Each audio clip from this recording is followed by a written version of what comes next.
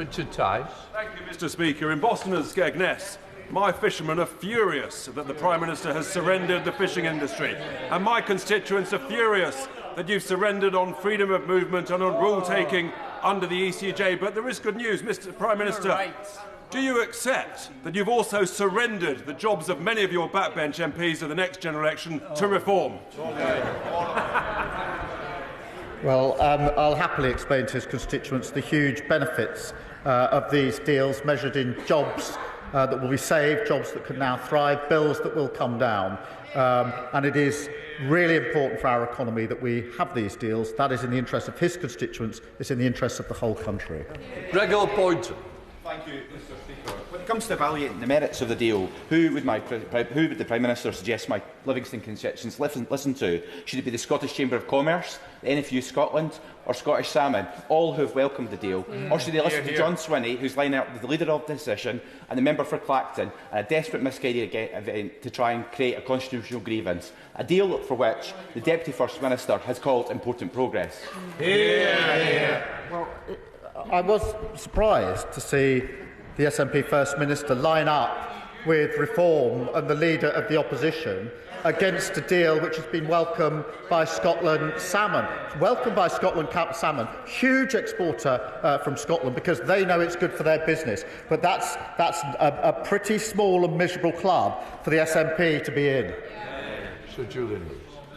If the Prime Minister is right that our food standards are already in alignment with those of the EU, why could we not have negotiated the deal on the basis of mutual recognition of those standards, as other countries have done, rather than open ourselves up to having to alter our standards in line with whatever the EU may decide to change in the future? That's a very good question he should put to Boris Johnson. Dr. Scott Arthur. Scott Arthur. Thank you, Mr. Speaker. Thank you, Mr. Speaker. I absolutely welcome this deal. It puts us on the map as an outward-looking nation again. And above all, I think the benefits it brings young people in Edinburgh South West are absolutely worth noting. We know also that it's going to bring lower bills for people shopping for food and also people buying energy right across the UK. So based on that, can you really understand why SNP is uniting with Reform and the Conservatives to take this isolationist approach when it comes to international trade? Well, I do think it's really hard to fathom, and I do hope they reconsider their position, because lining up against better trade, better business opportunities for Scotland is not in Scotland's interest. To be lining up with Reform is not a place that I would expect them to be, but that's where they are. Luke Taylor. Thank you, Mr. Speaker. I would like to start by saying I admire the Prime Minister's faith that this may well end the tired arguments of the past, although on the display of today I think we need to end the tired party of the past to my right before that's the case. A generation of young people have missed out on the opportunities offered by the Erasmus scheme due to the disastrous Brexit deal negotiated by the Conservatives. We're encouraged by the words in the deal about the Erasmus scheme, but what's the timescale for offering that opportunity to our young people once again? Well, Mr. Speaker, I should say I don't think the party opposite need any help in retiring from the national stage. They're well on their way. In relation to Erasmus, obviously it's important the way we've negotiated this in relation to the balanced approach we will take. As with other aspects, we do want to move ahead on what we've negotiated as quickly as we can. We've moved at speed to get this far, and the instruction from both sides is to move at speed on the other elements. Thank you, Mr. Speaker. Mr. Speaker, I agree with the Leader of the Opposition when she says what matters is whether the terms of the deal have improved for the country and that detail matters. 16,000 firms in this country stopped exporting to Europe under the deal that her government negotiated, and exports dropped a third because the price of her Brexit was paperwork. Under this deal, this government is getting rid of the very much hated export health certificate, which is worth an extra £200 on every single consignment. So this government's deal will help business her government's deal hurt business. But can the Prime Minister confirm that as part of reviewing the charges at the border, he will also look at the Tories' hated border operating model so we can really get business moving? Well, Mr Speaker, she puts her finger on it, because under their deal there was huge bureaucracy, huge red tape, huge cost to businesses. The reason businesses have come out to support this in huge numbers is because they know this deal is going to make life better for them, it's going to improve their business opportunities and drive our economy forward. Alfred Blunt. Thank you, Mr Speaker. I asked the Prime Minister on the 7th of May to reassure the House that he would not hand over hard-won controls over UK fishing waters in backroom deals with Brussels. In reply, he said a better deal can be had. Does he agree that EU access to our waters until 2038 is only a better deal for Brussels and nothing short of a betrayal of British coastal communities?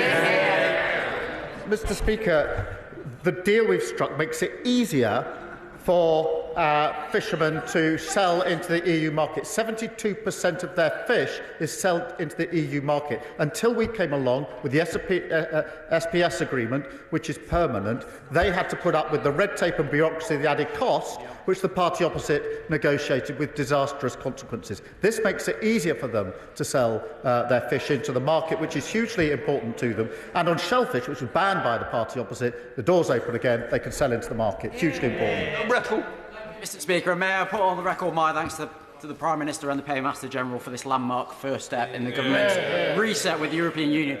As the government removes barriers to trade, what further information can the Prime Minister share with the House about how the deal will bring down the cost of living, including for my Bolton West constituents? Well, Mr Speaker, I would point him to the endorsements from the very many supermarkets yesterday who made precisely that point, which will allow them now to lower the price of goods and food on their shelves. That's good for them and their businesses, it's good for working people, and it massively helps with the cost of living. Liz Supple.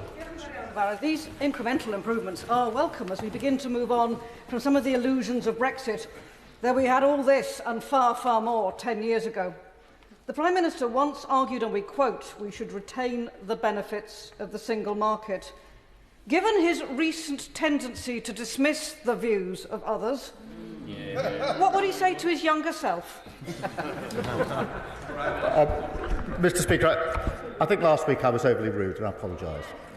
I do respect the honourable member. She raises a serious point. We're now outside of the EU. We had red lines in our manifesto on the single market. We've kept those red lines and delivered a very good deal with it. Clive Efford. Mr Speaker, can I congratulate my right honourable friend on securing this deal? But is he agreement with me that the attitude displayed by their party opposite betrays a fundamental dislike and mistrust of all things European, which makes them totally inadequate for accepting any sort of deal whatsoever with the EU? And can he confirm that no matter where you do an international trade deal, whether it's through WTO rules or with Europe, there is always an arbitration system, whether it's this deal or any other?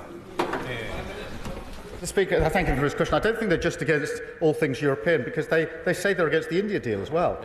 This is a deal they tried for 8 long years to negotiate. It's deeply embarrassing for them to say that's what they're trying to negotiate, and now they're behind it. They're against the deal with the US, which they said that they wanted to negotiate, which saves thousands upon thousands of jobs. They really go to JLR and tell those workers you're going to reverse that deal, and look at the expressions on their faces. It is further evidence of the decline of the Tory party away from free trade. I never thought I'd see that, but we're seeing it now under this leader of the opposition. He's absolutely right about arbitration clauses. They're there in every trade deal that's ever been struck. Sir Roger again. Thank you, Mr Speaker. I don't want to be dog in the manger, but the Prime Minister's statement appears to me to be very strong on self-congratulation and very short on detail. Now, I know he doesn't like answering detailed questions, but the response that he gave to my right honourable friend, the member for the New Forest, was quite simply unacceptable. When will this be signed off in a form that this House will be able to debate properly and vote upon? Well, the detail is set out of the agreement we reached yesterday. in a document which was released during the course of yesterday, and if he hasn't had the chance to see that, I'll make sure he does. On the detailed text that follows, obviously that needs to be drafted in legal form so that everybody can see it, of course. We can debate it.